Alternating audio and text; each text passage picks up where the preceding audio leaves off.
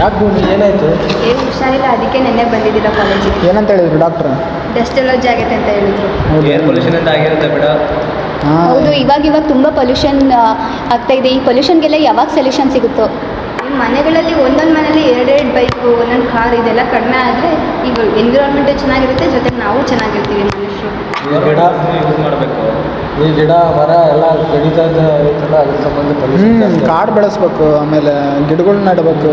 ಆಮೇಲೆ ಫ್ಯಾಕ್ಟ್ರಿಯಿಂದ ಕೂಡ ಭಾಳ ಏರ್ ಪೊಲ್ಯೂಷನ್ ಆಗ್ತೈತೆ. ಫ್ಯಾಕ್ಟ್ರಿಲಿ ಏರ್ ಪೊಲ್ಯೂಷನ್ ಬರುತ್ತಲ್ಲ, ಅದನ್ನು ಅವ್ರು ಚೆಕ್ ಮಾಡದೆ ಬಿಡ್ತಿಲ್ಲ. ಗೌರ್ಮೆಂಟ್ ಕೂಡ ಅದು ಕಾಶನ್ ತಗೊಂತಿಲ್ಲ. ಭಾಳ ಅದರಿಂದನೂ ಭಾಳ ಪ್ರಾಬ್ಲಮ್ಸ್ ಆಗ್ತಿದೆ. ಮರ ಗಿಡಗಳನ್ನ ತುಂಬ ಕಡಿತಿದ್ದಾರೆ. ಹಾಂ, ಏರ್ ಪೊಲ್ಯೂಷನಿಂದ ಹೆಲ್ತ್ ಇಶ್ಯೂಸ್ ಭಾಳ ಆಗ್ತಿದ್ದಾವು. ಆಮೇಲೆ ನಾವು ಇದನ್ನೆಲ್ಲ ಚಿಕ್ಕ ವಯಸ್ಸಾಗಿದ್ದಾಗ ಓಝೋನ್ ಲೇಯರ್, ಓಝೋನ್ ಡಿಪ್ಲೇಷನ್ ಅಂತ ನೋಡ್ತಿದ್ವಿ. ಇವಾಗಲೂ ಇನ್ನೂ ಕಂಟಿನ್ಯೂ ಆಗ್ತಾನೆ ಅನುಭವಿಸ್ತಾ ಇದ್ದೀವಿ. ಪ್ರಾಕ್ಟಿಕಲ್ ಆಗಿ ನೋಡ್ತಾ ಇದೀವಲ್ಲ. ಹಿಂಗಾದ್ರೆ ನಾವು 100 ವರ್ಷ ಬದುಕ್ದಂಗೆ ಎಲ್ಲ ಈ ಕಾಲದಾಗೆ ಈ ಫಾಸ್ಟ್ ಫುಡ್ ತಿನ್ಕೊಂಡು 100 ವರ್ಷ ಬದುಕ್ತೀಯ ನೀನು. ಫಾಸ್ಟ್ ಫುಡ್ ಅಂತ ನಂಗೆ ನೆನಪಾಯ್ತು, ಹೈಜಿನಿಕ್ ಇರಲ್ಲ ಫಾಸ್ಟ್ ಫುಡ್. ಹಾಂ, ಅದಕ್ಕೆ ಮನೇಲೇ ಊಟ ಮಾಡ್ಬೇಕಂತ ಮನೇಲಿ ಅಷ್ಟೊಂದು ಹೇಳ್ತಾರೆ. ಎಲ್ಲ ಆಯಿಲು, ಆಮೇಲೆ ಟೇಸ್ಟಿಂಗ್ ಪೌಡ್ರು, ಆಯಿಲು, ಕೆಮಿಕಲ್ಸ್ ಎಲ್ಲ ಯೂಸ್ ಮಾಡ್ತವ್ರೆ.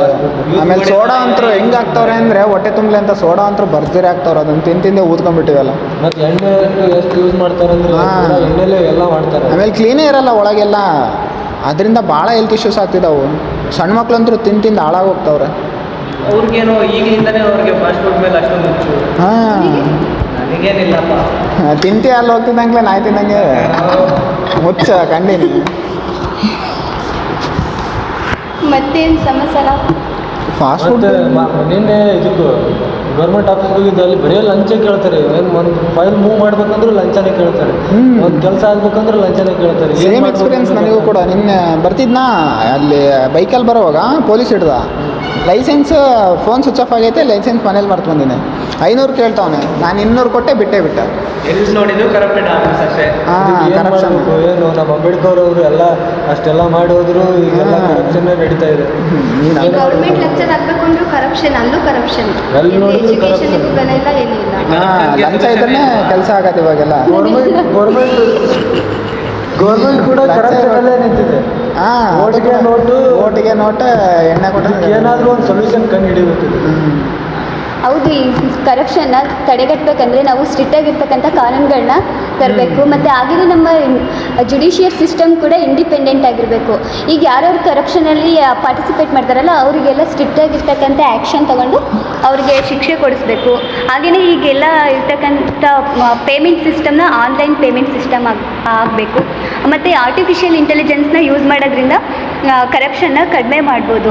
ಹಾಗೆಯೇ ಅಫಿಷಿಯಲ್ಸ್ ಆಸ್ತಿಗಳನ್ನೆಲ್ಲ ಮ್ಯಾಂಡೇಟರಿಯಾಗಿ ಅವರು ಡಿಕ್ಲೇರ್ ಮಾಡಬೇಕು. ಸೊ ಇದರಿಂದ ನಾವು ಕರಪ್ಷನ್ನ ರೆಡ್ಯೂಸ್ ಮಾಡ್ಬೋದು ಅಂತ ನಾನು ಹೇಳ್ಬೋದು.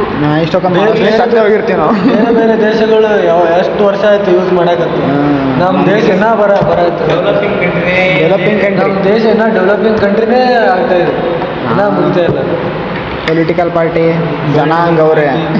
ಮೊನ್ನೆ ಒಂದು ಇಲ್ಲಿ ಹೋಟೆಲ್ಗೆ ಹೋಗಿದ್ದೆ, ಅಲ್ಲಿ ಒಂದು ಸಣ್ಣ ಹುಡುಗನ ಹತ್ರ ಕೆಲಸ ಮಾಡಿಸ್ತಾ ಇದ್ರು. ಚೈಲ್ಡ್ ಲೇಬರ್ ಒಂದು ಜಾಸ್ತಿ ಆಗ್ಬಿಟ್ಟಿದೆ ಈಗಂತೂ. ಚೈಲ್ಡ್ ಲೇಬರ್ ಇರ್ಬಾರ್ದು ಅಂದರೆ ಏನು ಮಾಡ್ಬೇಕಂದ್ರೆ ಪೇರೆಂಟ್ಸ್ ಎಜುಕೇಟೆಡ್ ಆಗಬೇಕು ಮೇನ್ ಫಸ್ಟ್ ಥಿಂಗ್. ಆಮೇಲೆ ಅವರು ಮಕ್ಕಳನ್ನು ಓದಿಸ್ಬೇಕು. ಎಜುಕೇಟೆಡ್ ಸಿಗುತ್ತೆ. ಕೆಲಸ ಕೆಲಸ ಮಾಡಕ್ಕೆ ಕಳಿಸ್ತಾರಲ್ಲ, ಅಲ್ಲಿ ಕೂಡ ಕೆಲಸ ಮಾಡಿಸ್ಕೊಂಡ್ರೆ ಹೇಳ್ಬೇಕು ಮಕ್ಕಳನ್ನ ಕೆಲಸ. ಸೋಷಿಯಲ್ ರೆಸ್ಪಾನ್ಸ್ ಇರಬೇಕು ಎಲ್ಲ. ಹಾಂ, ಕನ್ಸರ್ನ್ ಅನ್ನೋದು ಇರ್ಬೇಕು. ಫ್ರೀ ಎಜುಕೇಶನ್ ಸಿಕ್ಕರೆ ಓದ್ತಾರೆ. ಐತಲ್ಲ ಫ್ರೀ ಎಜುಕೇಶನ್ ಕಂಪಲ್ಸರಿಯಾಗಿ. ಎಜುಕೇಶನ್ ಕೂಡ ಸ್ಕ್ಯಾಮ್ ಆಗಿದೆ ಅಲ್ಲ ಈಗ.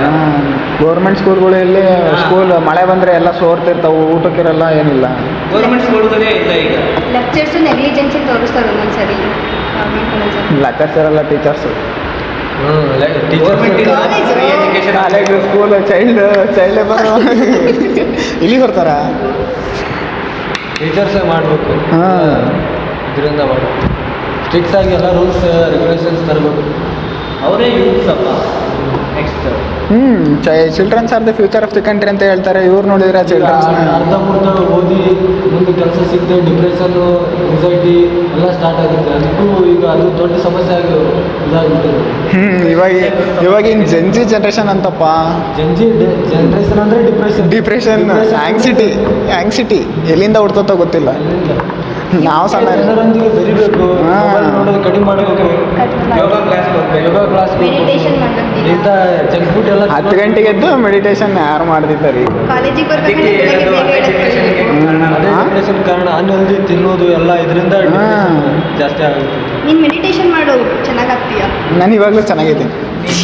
ಸ್ಟಾರ್ಟ್ ಮಾಡ್ಕೊಂಡು ನೋಡ್ಕೋಬೇಡ. 12 ಗಂಟೆಗೆ ಎದ್ದು ಕಾಲೇಜಿಗೆ ಬರಬೇಡ, ಬೆಳಗ್ಗೆ ಬೇಗ ಬಾ. ಇಲ್ಲ ಹಂಗೇನಿಲ್ಲ. ಆಂಗ್ಸೈಟಿ ಕಟ್ಬೇಕಂದ್ರೆ ಕಂಪ್ಯಾರಿಸನ್ ಮಾಡ್ಕೊಳ್ಳೋದು ಬಿಡಬೇಕು ಜನರೊಂದಿಗೆ. ಪಾಸಿಟಿವ್ ಥಿಂಕಿಂಗ್ ಇರ್ಬೇಕು ಅವ್ರ ಹತ್ರ. ಪಾಸಿಟಿವ್ ಥಿಂಕಿಂಗ್ ಮಾಡಬೇಕು. ಥಿಂಕಿಂಗ್ ಜಾಸ್ತಿ ಥಿಂಕಿಂಗ್ ಮಾಡಬಾರ್ದು. ಓವರಾಗಿ ಬ್ರೈನ್ ಸ್ಟಾರ್ಮಿಂಗ್ ಮಾಡ್ಬೇಕಾ? ಬ್ರೈನ್ ಸ್ಟೋರ್ಮಿಂಗ್ ಮಾಡಬೇಕು. ಕರೆಕ್ಟ್. ಯೋಗ ಮಾಡಬೇಕು,